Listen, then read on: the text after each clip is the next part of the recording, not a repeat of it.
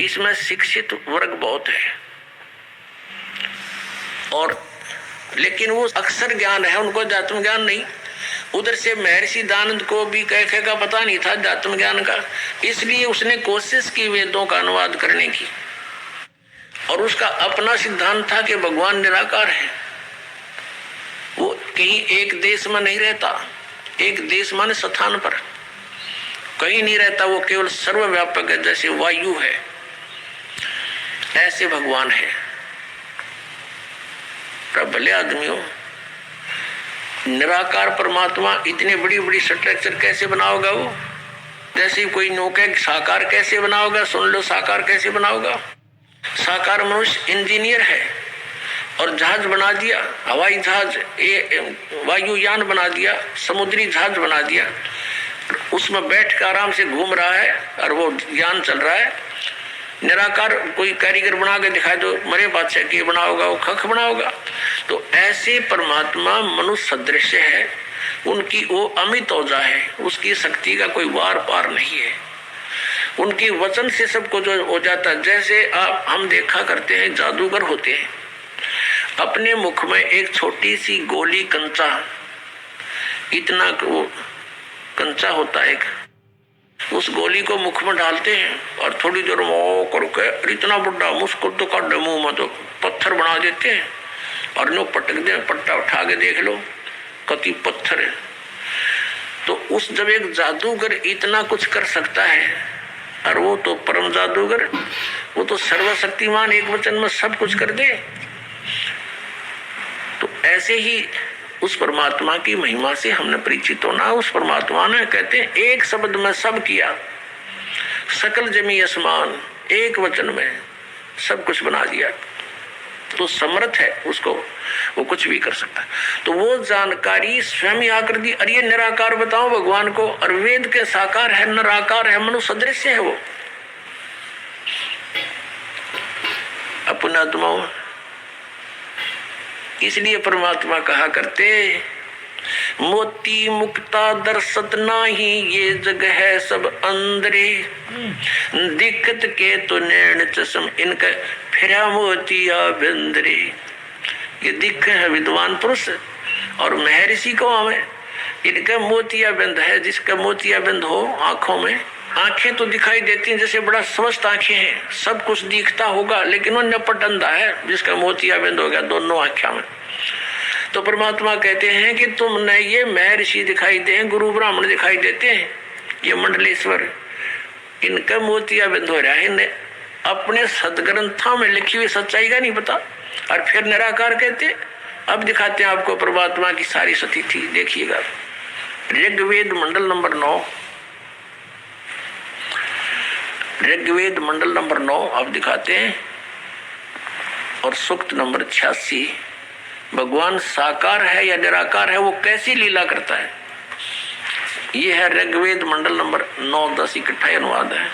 ये है सार्वदेशिक आर्य प्रतिनिधि सभा, महर्षि दानंद भवन, रामलीला मैदान, नई दिल्ली से ये प्रकाशित है। और ये मुद्रक है Prince offset printer, 1510 Pataudi house, Daryaganj, नई दिल्ली से ये छपा है। छप्पा खाना इसका ये, और देखना ये है ऋग्वेद मंडल नंबर 9 और सूक्त 86 का मंत्र नंबर 26। इसमें लिखा कि यज्ञ करने वाले यजमानों के लिए परमात्मा, यज्ञ करने वाले माने धार्मिक अनुष्ठान यानी साधना करने वाले, यजमान माने भक्तों के लिए परमात्मा सब रास्तों को सुगम करता हुआ, उनके विघ्नों को मर्दन करता है और उनको पवित्र करता हुआ, और अपने रूप को सरल करता हुआ वह कांति में परमात्मा। यह लिखना था कबीर देव, कवि कोई भी सर्वज्ञ नहीं हो सकता जिसको सारा ज्ञान हो। कवि कविता बना सकता है, ये कबीर देव लिखना था यहाँ पर। वो कबीर देव विद्युत के समान यानी आकाशीय बिजली की तरह सेकंड में नीचे आ जावे, क्रीड़ा करता हुआ, ऐसे लीला करता हुआ वर्णीय पुरुष को यानी अच्छी आत्मा को प्राप्त होता है। अच्छी आत्मा को आके मिलता है। वो जैसे आदरणीय धर्मदास जी को मिले, आदरणीय नानक साहिब जी को मिले, आदरणीय मुल्कदास साहिब जी को मिले, आदरणीय दादू साहिब जी को मिले, आदरणीय गरीबदास साहिब जी गांव छुरानी जिला दद्दर हरियाणा वाले को मिले, आदरणीय गीसा दास साहिब जी गांव खेखड़ा यूपी मेरठ वाले को मिले। तो अच्छे पुरुष को आकर प्राप्त होता है। वो कहाँ रहता है भगवान? 27वें श्लोक में ऋग्वेद मंडल नंबर 9 और सूक्त नंबर 86 का 26 पढ़कर हम 27 में पा गए। इसमें इन्होंने ये जो निराकार मानते थे भगवान को और वेद बता रहे हैं वह परमात्मा प्रकाश पुंज को, परमात्मा को, जो परमात्मा ध्युलोक के तीसरे पृष्ठ पर विराजमान है वहां रहता है। तीसरे एक स्थान पर रहता है ध्युलोक के यानी उस तेजो में लोक सतलोक के एक स्थान पर, तीसरे स्थान पर विराजमान है, स्थान पर विराजमान है, वहां रहता है। निराकार क्यों करो है भगवान जब वहां बैठा है? आगे दिखाते हैं। यह है ऋग्वेद मंडल नंबर 9 सूक्त 82 का। ऋग्वेद मंडल नंबर 9 और सूक्त 82 और यहां देखें ये है 82वां ऋग्वेद मंडल नंबर 9 और सूक्त 82 और यहां देखें ये है 82वां, 81वां समाप्त हुआ, ये 82वां शुरू हो जाता है। इसका प्रथम मंत्र है। इसमें लिखा है कि जो सर्वोत्पादक प्रभु, सबकी उत्पत्ति करने वाला परमेश्वर प्रकाश रूप है। इसका अर्थ है वो तेजोमय रूप साकार है, सद्गुणों की वृष्टि करने वाला, पापों का हरण करने वाला, पाप नाश करने वाला, पाप क्षमा करने वाला है। वह राजेव, राजा के समान, राजेव इसका अर्थ है राजा के समान आगे लिखा है। ये देखना, ये 269 पृष्ठ पर पढ़ रहे हैं। कोई भ्रमत कर देगा कि दूसरा पृष्ठ दिखा दिया होगा। ये 270 दिखाऊंगा। ये देखो 270 यहाँ लिखा है। 82 का पल्ला पढ़ रहे हैं, 82 का 9 के 82 का। राजा के समान दर्शनीय है, वो देखने जोगा है, विजिबल है, वो साकार है। राजा की तरह तो मनुष्य जैसा ही हुआ। और वह है पृथ्वी आदि लोक लोकांतरों के चारों ओर शब्दमान हो रहा है। वह वर्णीय पुरुष को, वर्णीय माने अच्छी आत्मा को, श्रेष्ठ पुरुष को, जो दृढ़ भक्त है, जो दृढ़ भक्त है उसको पवित्र करता हुआ प्राप्त होता है। जैसे आदरणीय धर्मदास साहिब जी को जो दृढ़ भक्त थे उसके बाद डगमग नहीं हुए। आदरणीय मुल्कदास साहिब जी को, आदरणीय दादू दास साहिब जी को, आदरणीय गरीबदास साहिब जी गांव छुड़ानी जिला दद्दर हरियाणा वाले को, और आदरणीय गीसा दास साहिब जी को गांव खेखड़ा मेरठ यूपी वाले को। ये दृढ़ भक्ति आज तक डगमग नहीं हुए, दुनिया को हिला के रख दिया इन्होंने। इनको भगवान में ले आकर के को पवित्र करता हुआ प्राप्त होता है वर्णीय पुरुष अच्छी आत्मा को। जिस प्रकार विद्युत माने आकाशीय बिजली स्नेह वाले स्थानों को आधार बनाकर प्राप्त होता है। देखो कितना स्पष्ट किया इन्होंने। ऋग्वेद मंडल नंबर 9 और सूक्त नंबर 81 में कति कंसेप्ट क्लियर कर दिया कि वो परमात्मा राजा की तरह देखने जोगा है। राजा का अर्थ है कि वो शक्तिशाली होता है, मनुष्य सदृश ही है, राजा के समान है और साकार है, देखने जोगा है। और वो अच्छी आत्मा को वहां से चलकर आकर मिलता है ये। और जो दृढ़ भक्त होते हैं उनको मिलता है, अन्य को नहीं। जैसे आकाश की बिजली, आकाशीय बिजली गिरती है, वो किसी वस्तु पर गिरती है जहां उसका विशेष अट्रैक्शन बनता है। पुराने समय में जब कांसी धातु के बेले थाली हुआ करते प्रांत, और उनको अगर वर्षा के दिनों में कहीं बाहर वो पड़े रह जाते तो हमारे बुजुर्ग दादी माता कहा करते थे कि कांसी के बर्तन पर बिजली गिर जाती है, जब उसका संयोग होता है ऊपर से गिरने का तो वहां अवश्य उसी को तुरंत वहीं आकर के अट्रैक्ट होती है, उस कारण खींची आती है, उसी पर गिरती है। उसको उठवाकर अंदर रखवा दिया करते थे।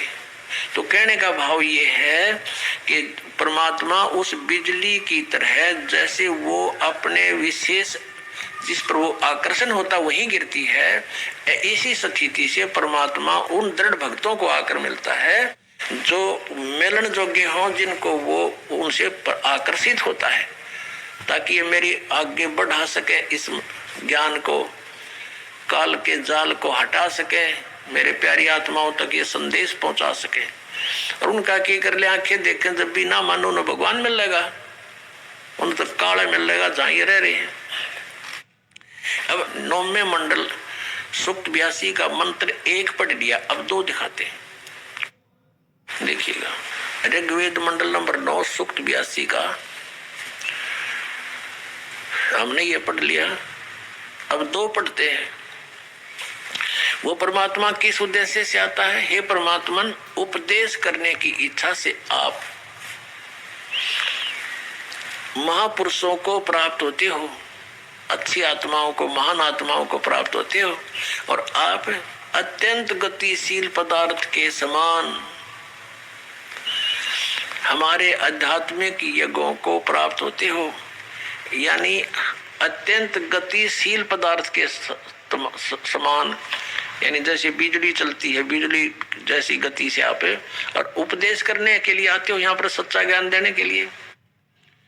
आप कबीर देव हैं, आप कबीर देव, यह लिखना था, सर्वज्ञ लिख दिया, आप यहाँ लिखना था आप कबीर देव हैं। हम उसको कबीर साहब कहते हैं, आप कबीर साहब हैं, शुद्ध स्वरूप है। अब जैसे ये अभी आपको दिखा था, जहाँ यजु लिखा हो तो यजुर्वेद लिखना पड़ेगा वहां पर, वो इन्होंने किया भी है। महर्षि दानंद ने यजुर्वेद के 36वें अध्याय के प्रथम मंत्र में यजु का अर्थ यजुर्वेद किया है, तो यहाँ लिखना था वो कबीर देव है, वो शुद्ध स्वरूप है। हमारे पापों को हे दूर करके, हे सोम, हे अमर परमात्मा, हमको सुख दे। पुण्यात्मा, वेद पढ़े पर भेद न जाने, ये बात से पुराण 18। वेद पढ़े पर भेद न जाने, गुरु बिन काहू न पाया ज्ञाना, जो तो था बूछड़े मूड किसाना। गुरु बिन वेद पढ़े जो प्राणी, समझे न सार रहे अज्ञानी। ये अज्ञानी रहे इन वेदों को पढ़ा करते, महर्षि को आगे इन कक्का भी नहीं पता था। अब जैसे परमात्मा मनुष्य दृश्य ये सिद्ध हो गया, राजा के समान देखने जोगा है, और वहां से गति करके आता है, जिन महापुरुषों को मिलता है, जिन महापुरुषों ने मिला उन्होंने बताया कबीर इज गॉड। वो कबीर देव काशी में हम सुल्तानी नानक तारे दादू को उपदेश दिया, जात जुलाहा भेद न पाया, वो काशी माए कबीर हुआ। आदरणीय गरीबदास साहिब जी गांव छोटानी जिला जद्दर वाले, जिनको भगवान आकर मिले थे, क्या कहते हैं गरीबदास साहिब ने फिर बताया है कि सर्व कला सतगुरु साहिब की, या दुनिया दा जीवन झूठा भूल गए मर जाने नू, और सर्व कला सतगुरु साहिब की हरियाए हरियाणे नू। वो परमात्मा हरियाणा में आए गरीबदास जी 280 वर्ष पहले, लगभग सन 1727 में, लगभग 300 वर्ष हो गए, 300 वर्ष से ऊपर हो गए। सन 1727 में परमात्मा आए थे, और सन 1866 में न सन 1966 में हरियाणा और पंजाब अलग हुए। जब हरियाणा क्षेत्र का नाम पड़ा था, ये हरियाणा प्रांत बना था, उससे भी कितने वर्ष पहले, 200-250 वर्ष पहले परमात्मा ने लिख दिया, बोल दिया था। गरीबदास साहिब जी ने कहा था कि हरि आए हरियाणे नू। उनके वचन से फिर यू हरियाणा क्षेत्र आज बनकर रहा, ताकि हम इस परमात्मा की वाणी को समझा सके। अगर ये वाणी 200 वर्ष पहले बोलते, 100 वर्ष 50 वर्ष पहले से बोलते, तो कौन से कहा थे, हरियाणा था ही नहीं, जब नाम निशान नहीं था। तो ये हरियाणा बनवा दिया, रिविया वाणी हमारे को याद दिला दी कि हरि आए हरियाणे नू। इनको पता था मालिक का किस वाणी का कहाँ आवश्यकता पड़ेगी, किस समय में। अधिक जानकारी के लिए जगत गुरु तत्वदर्शी संत रामपाल जी महाराज द्वारा लिखित पवित्र पुस्तकें ज्ञान गंगा जीने की राह बिल्कुल निःशुल्क मंगाएं। अपना नाम पूरा पता हमें व्हाट्सएप करें। हमारा नंबर अंदर सुखिया कोई न देखा, जो देखा सो दुखिया हो। उदय अस्त आजा बंदे